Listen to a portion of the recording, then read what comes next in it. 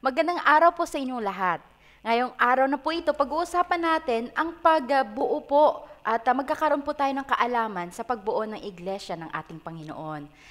Ngayong araw, napaka-espesyal po para sa akin kasi po magkakaroon tayo ng bisita na talagang hindi lang matindi sa Panginoon, sa pananampalataya, kundi sila din yung mga taong personally tumulong talaga sa akin, not just spiritually, also financially, and also kung paano ako naging established din dito sa Norway. Gusto ko pong ipakilala sa inyo ang bishop ng Living Word Bible Center dito sa Norway, and also has a church sa Pilipinas po na Global Ministries.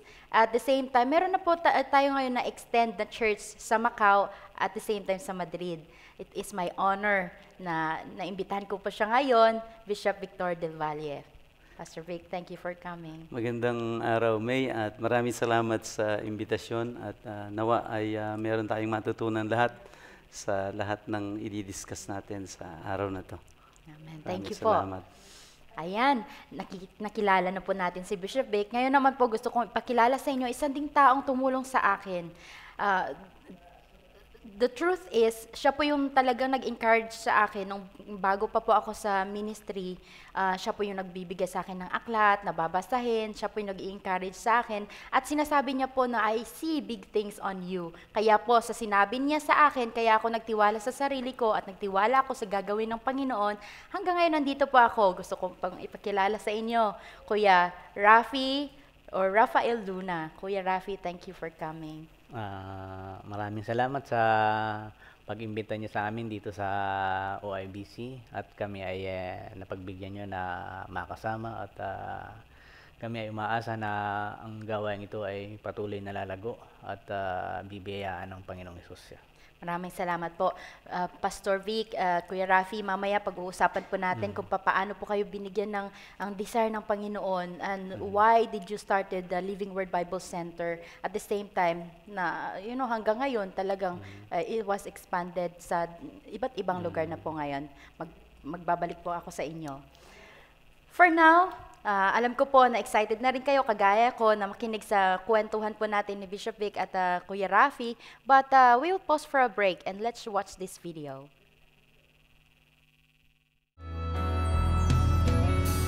I can be in a crowd all by myself in almost any way when I feel there's a need to talk with God. He's Emmanuel. When I close my eyes, no darkness there. There's only light. I get on my knees. I get on my knees.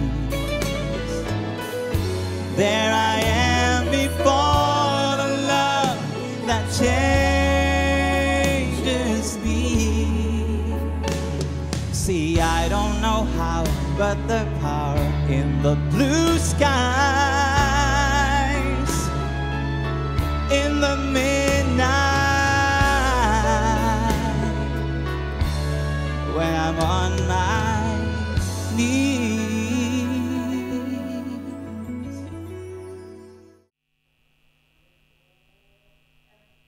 Welcome back po dito sa episode nating Church Planting. Bishop Vic, sa 13 years niyo po ngayon sa ministry, gusto po ko pong malaman at ikukwento niyo po sa amin kung paano po kayo binigyan ng desire ng Panginoon to step out, kasi po alam ko you are working in a secular work during that time. Paano po kayo talagang nag-decide na, no, I will be a pastor? Napakagandang tanong. Hindi lang basta dumating sa akin yung desire na magpastor. Dahil sa aking mga nakikita rin nung bata pa ako. Hindi natin pag-uusapan kung ilang taon. Pero hindi lang 13 taon, pero mahigit pa sa karanasan ko bilang lingkod ng Diyos. Nakita ko na nangangailangan ng mga tao ang Panginoon na magbibigay ng buhay sa Kanya. At nung panahon na ako ay ranas ng pagkatawag ng Panginoon. Ito ay dahil merong malaking hamon sa iglesia na aking pinupuntahan o pinagpapasakupan. Kaya nga noong time na yun na dumating ang panawagan ng Diyos at ito ay kinumpirma niya sa kanyang salita.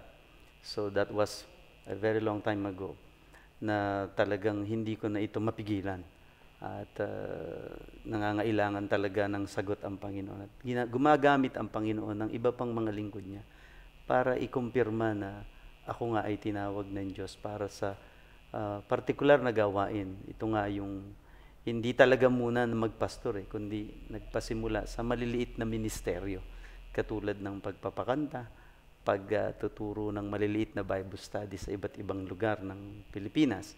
So doon nagpasimula na ito ay lumago at hanggang sa makita ko na ginamit ako ng Panginoon sa iba't ibang uri ng tao na siyang magpapatunay din na talagang kinukumpirma ng Diyos na ako ay kanyang tinawag. So doon nagpasimula. Ayan, thank you po, Doon Bishop. nagpasimula. Kuya Rafi, alam ko po kasi nung nakilala ko kayo na po yung first standard ng Living Word Bible Center. Pero napag-alaman ko rin, before that, marami din po kasi mga masasabi natin hindi magagandang kwento din yung Living Word. But yet, you really still standing until now for more than 7 years. Talagang ano nyo po, tawag nito, walang humpay na paglilingkod sa Panginoon. Paano nyo naman po kinaya yung mga ganitong bagay na you're still standing there, you're still encouraging people, despite po na pwede na kayong magiging yung mag-retire or something like that? Well, napakahabang istorya, no? At ito ay talagang testimony na ng buhay ko na naging parte na ako talaga ng iglesia, Living Word Bible Center. So napakahabang istorya na nangyari, ano, na talagang kung ating iisipin, talagang ang Panginoong Diyos ay talagang nandito sa iglesyang to, no? For now, medyo starting point pa lang tayo ngayon kung papaano natin papalaguin ang ating mga kapatiran sa iglesia ng Panginoon. Magbabalik po tayo.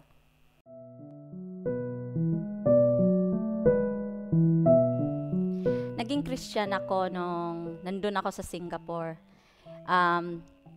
Doon ko din nakilala kung paano talaga ang Panginoon tumatakbo sa buhay natin. So, doon ko na rin siya tinanggap sa puso ko. Ngayon, ang ginagawa ko is, nagsisilbi ako sa church. Nasa music ministry ako at saka isang party din ako sa Bible study group at saka sa media.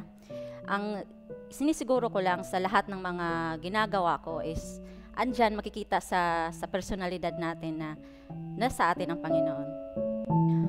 Ang mga pagbabago na nakita sa buhay ko nung nandito na sa akin ang Panginoon is yung humaba yung pasensya ko at saka hindi na yung masyadong maiksi yung ang isip ko yung kahit anong sitwasyon, nagiging nagiging positibo ako sa lahat.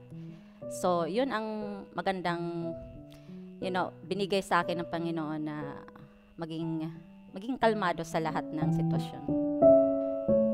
Actually, 2 pangyayari na na-prove ko na ang Panginoon is nasa buhay ko kahit saan ako magpunta.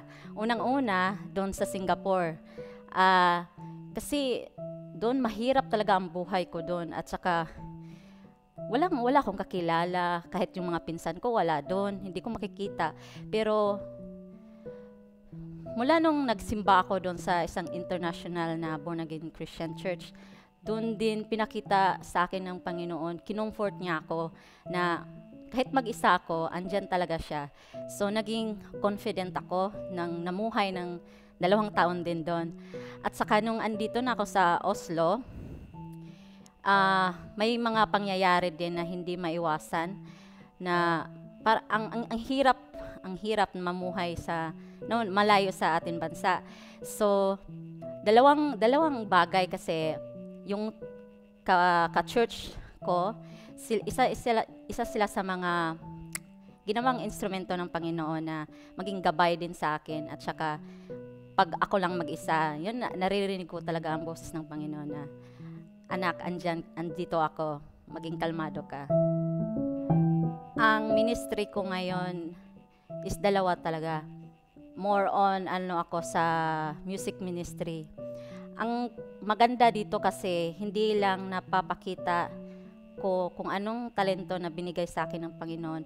Isa din ito siyang, yung naghahakot ng mga tao, lalo na yung mga kabataan na gamitin yung talento nila sa Panginoon.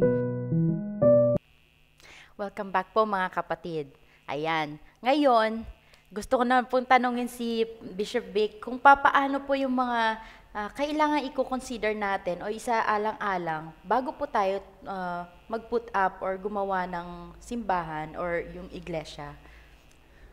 Well, dalawang bahagi yan pero sa Pilipinas kasi, hindi basta-basta na mag-umpisa ng iglesia not unless na sinabi ito ng Panginoon. Kasi sabi ng Panginoong Jesus sa kanyang salita, upon this rock I will build my church. So, siya talaga yung magtatayo. Kailangan niya lang ng mga tao katulad natin, katulad ko, katulad ni Brother Rafi, na magpapagamit sa kanya. So, ang una is yung panawagan ng Diyos. Alam ko nakikita ng Diyos ang pangangailangan ng buong daigdig, pero merong nakikita ang Diyos na pangangailangan na tayuan ng iglesia ang isang lugar na kung saan alam niya na merong maraming tao na maliligtas. So una, yung panawagan. Kasi mahirap magpastor mahirap mag-start ng church kung ang magpapastor ay walang panawagan. Pangalawa, yung panawagan na yun ay dapat ikumpirma sa kanyang salita. Merong mga kakaibang ginagawa ang Panginoon na pwedeng magsalita ng audibly, yung marinig mo talaga yung boses ni Lord. But on the other hand, merong revealed na ipinahayag na ang Diyos na ang lahat ay tinatawag niya na maglingkod sa Kanya. Para saan? Para gawin yung Kanyang pangarap sa daigdig. Pero ang sa akin kasi, sa aking natututunan, una, dapat makarinig ka sa Diyos at yung narinig mo na yon, ikumpirma mo sa Kanyang salita. At ang pangatlo, sa akin, na pag-aaral at karanasan, merong gagamitin pa rin ang Diyos na kukumpirma na ikaw ay may panawagan. Gagamit siya ng mga tao, gagamit siya ng mga lingkod din ng Diyos para ikumpirma na ikaw nga ay may panawagan na gagamitin ng Diyos para magtayo ng kanyang iglesia. So ito ang ilang mga bagay na nakita ko. At yung pang-apat, may resulta. Yung mga tao ay susunod sa iyo at mai-impluwensya mo sila at sila ay hindi ka mahihirapan na kumbinsin kasi nga, una, meron kang panawagan. Pangalawa, kinumpirma mo yung panawagan na yun sa kanyang salita. Pangatlo, yun talagang meron ding mga mag-a-approve ng mga tao, katulad ng mga man of God, na una sa iyo, or ang pamilya mo, number one, bago ko makalimutan, ang pamilya mo ay a-approve sa iyo, lalo na asawa mo, kung may asawa ka. Kung wala naman, yung magulang mo. Na yung mga asawa at anak mo, yan ay isa sa isang quality or isang reason na talaga na ikaw ay merong panawagan na mag-start o magpagamit sa Panginoon. Yung pang-apat, may susunod sa'yo kasi may nakikita sila sa'yo. Yan, thank you po, Bishop Vic. Kuya Rafi, gusto ko naman pong malaman ngayon kung gaano po ka-importante ang pagiging fourth standard sa isang iglesia, lalo na po dito sa Norway. Napakagandang katanungan na kapatid na May, na yan ay natanong mo sa akin. Isang napakalaking pagpapaliwanag at isang napakagandang team up ito ng aming iglesia, Living Word Bible Center, na meron kaming pastor na namamahala sa concerning sa spiritual matters ng church, At siya ang nagpupuno at siya ang nagtuturo ng ating salita ng Biblia para sa ating mga kapatiran sa iglesia. At sa akin naman nakaatang naman sa akin yung pamamahala sa legality ng church. Halimbawa po tungkol sa mga kasal, sa mga baptism at at sa mga ibang bagay pa ho na ating gawain sa iglesia. At sa amin pong experience is dito sa church is napaka-importante ho na talagang mayroon nung teamwork ang pastor at ako nga po portender ng church ano. At mabanggit ko na dito sa Norway is ang portender ho is parang kung tawagin ho nila rito o tinatawag talaga ho nila ito na ito ho yung priest o di kaya ho pastor o yun ang namamahal ng church. So sa amin po is ikinaloob po ng Panginoong Hesus na talagang kami ho pinagsama ni Bishop Big dito sa Norway na maglingkod sa Panginoon na Amen. ito nga ho ang naganap na siya ho ay nagpastor. Ako naman ho ang namamahala sa mga bagay-bagay na tungkol sa legality ng church. Thank you po, Kuya Rafi. Pastor Vic, gusto ko pong tanungin sa inyo, ano po mga challenges na hinaharap natin bilang isang pastor at especially po sa churches po natin? Napakalaki, no? Napakalawak. Ang gawain ng Panginoon ay mas malaki kaysa sa ating kapasidad. Una ay dahil ang iglesia ay kinocompose ng iba't ibang uri ng tao. Na kung saan iba't iba ang kinalakihan at ang kakaiba dito sa iglesia na inopen ni Lord dito sa Norway ay iba't ibang pinanggalingang buhay, iba't ibang pinanggalingang iglesia na nagsama-sama sa isang lugar na to. Kung kaya ang pagpapastor at pag-i-start na iglesia rito sa Norway ay talagang kakaiba. Kung wala kang panawagan sa Diyos, hindi mo kakayanin ang iba't ibang uri ng mentalidad. At yung napakamahal, hindi nakakaapekto rin to yung sa sobrang mahal ng ekonomiya o ng kalagayan ng buhay ng tao rito ay naapektuhan din ang paglalago ng iglesia dahil hindi mo pwede silang agawin. Yung unang challenge, hindi mo pwedeng agawin sila doon sa kanilang paghahanap buhay. At yon ay isang malaking hamon sa isang nagpapastor dahil pwedeng ang pastor ay matukso na laging maging malungkot dahil hindi mo makukuha lahat ang tao. Hindi katulad sa Pilipinas na tumawag ka lang, may dadating na tao. Dito hindi. At yung distansya, hindi basta-basta. At halos karamihan ay may trabaho. So, ang challenge dito ay, number one is the work. The work of the people na lahat may responsibilidad. Kaya kailangan ang nagpapastor talaga, napakahaba ng pasensya, napakahaba ng may endurance talaga. Ang mga tao rito ay mapagmahal, pero nangangailangan din sila ng malaking practical na suporta. At kaya iyon ay hamon dito. Of course, ang moralidad din, kakaiba ito sa Pilipinas dahil dito ay napakarami ko i-discuss natin na hindi halos tumutugma sa standard ng iglesia. Kaya isa yon sa malaking hamon. That is one of the biggest challenge. Kuya Rafi naman po. Kasi gusto ko pong malaman ng mga manonood natin ngayon na hindi lang po Living Word Bible Center yung church natin dito sa Oslo, Norway. Meron din po tayo ng Living Word Bible Center Madrid at Living Word Bible Center Macau. At hindi lang po yan, maraming din po tayo which is in this different name, Global Ministries po sa Pilipinas, which is also church din po na galing kay Bishop Vic Del Valle at kayo po ay nasa mission team din po kayo, Kuya Rafi. At ang pagkakaalam ko po, sa gilid lang po ng bahay ninyo sa Pilipinas, yun po yung Batangas Church, which is marami din po mga maliliit-liit na churches ang global ministries natin doon sa Pilipinas that you are also helping. Paano mo naman na, na yung parang nai-equal lahat, yung time mo, yung effort mo, yung money mo na tumutulong sa kanila.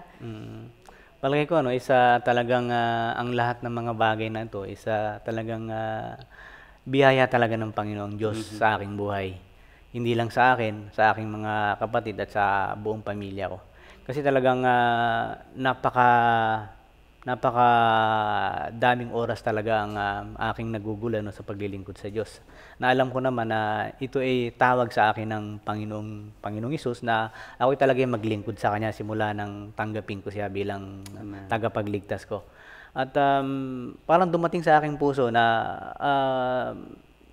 talagang dumarating sa ating buhay na talagang binibiyayaan tayo ng Diyos, binibigyan tayo ng wisdom, katapangan at kaalaman ng Diyos na tayo pwedeng, kahit sino sa atin isa pwedeng magtayo ng iglesia, no. Bagamat ang ating bishop ni Pastor Bishop Vic, no, marami siyang criteria, marami siyang mga bagay-bagay na dapat nakaatang sa isang lingkod ng Diyos, ano.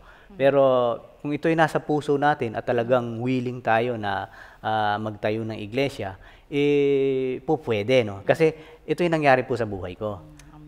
Isang araw po, nagpasyal ho kami doon nga ho sa amin, sabi nyo, tabi-tabi, doon sa Batangas. Parang ang Panginoong Hesus ho, nag-ngusap sa akin. Nangusap po sa akin puso na dito sa lugar na ito, magkakaroon ng iglesia. Nasasabi nga ho salita ng Panginoon na death in life is in the power of your tongue. Na-i-confess ko kaagad noong panahon na yun na sa lugar na to magkakaroon ng iglesia. Amen. At ang buong kapaligiran ay uunlad. Talagang pinagpala ho ng Lord ang bayan, ang barangay ng Batangas.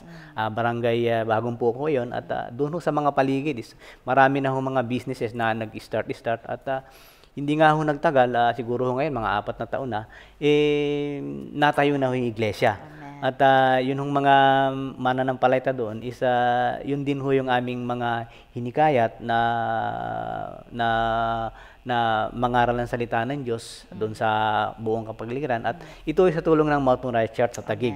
Ito naman ho is under the leadership po ni Pastor Vic sa Manila. Ano po dapat nilang panghawakan when they have desire to start a church? Kausapin niyo po yung mga nanonood natin. Kayo man po ay nagpaplano o may desire sa inyong puso na kayo ay magtayo ng iglesia, wag ho kayong mawalan ng pag-asa. Ang Diyos po ay parating sumasa inyo at sumasa atin. Atin lang pong unawain at atin lang pong tandaan na parati po sa salita ng Panginoon tayo mangangapit at susunod. Si Kristo po ang ating kakapitan. Amen. Salamat po.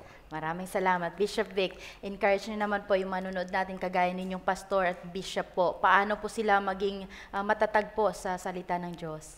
Of course, una ay hindi natin maiiwasan na merong challenges kapag kami gustong i-build ang Panginoon. Pero pagka tayo ay humaharap sa malaking hamon sa buhay, huwag nating kalimutan na lumapit sa Panginoon. Kasi siya ang taguutos, siya rin ang tutulong. At huwag tayong susuko dahil ang paglilingkod sa Panginoon ay walang atrasan. Dahil siya na gumawa ng mabuting bagay sa atin, naniniwala ako, siya rin ang tatapos nito. Pagtiwalaan natin ang Panginoong Yesus na nagtumawag sa atin para sa kanyang kaluwalhatian. Pagpalain po kayong lahat ng Panginoon. Maraming salamat po, Bishop Vic. Maraming salamat, Brother Rafael Luna, sa inyong time ngayon na binigay sa amin at inspirasyon at mga words of wisdom at experiences din po. Maraming salamat. Thank you. Maraming salamat din. Maraming salamat. I'm sure po na blessed kayo sa episode natin ngayong araw na ito. Gusto ko lang po sabihin sa inyo na, when God calls you to be His servant and to serve Him, hindi po kayo makakahindi at hindi po kayo makakatago kasi kahit ano pang, how fast you run, hindi pa rin kasi tatawag-tawagan pa rin po kayo ng Panginoon. Kaya, kagaya po ni na Bishop, Kuya Rafi, at kagaya ko rin po na tinawag ng Panginoon na maglingkod sa kanyang iglesia, I know kayo din po merong desire ng kagaya po namin. Hindi po kailangan na malaki kaagad.